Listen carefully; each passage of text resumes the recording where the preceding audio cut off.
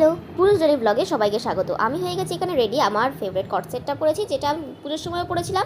এটা হচ্ছে আমার বৌমনি আর দাদার দেওয়া গিফট পুজোতে। তো এটাই আমি পরে নিয়েছিলাম। আর আমি যাচ্ছিলাম হাবড়ায় SVF-এ মুভি দেখতে। কি মুভি? কান্তারা চ্যাপ্টার 1, যেটা আমি ভাবছিলাম যখনই বেরোবে তখন আমি দেখতে যাবই। কথা মতো বেরিয়ে পড়েছি। প্রথমে বিশালে গেলাম, মানে নিচে ফ্লোরে।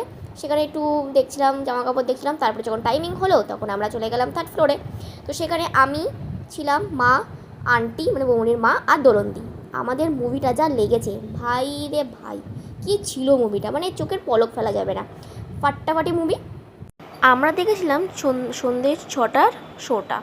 আর লাস্টের পার্ট যখন আসলো, ওরে ভাই রে ভাই, কি পার্ট দেখলে এমনিতেই, মানে টুইস্টের উপর টুইস্ট, কি টুইস্ট রে ভাই।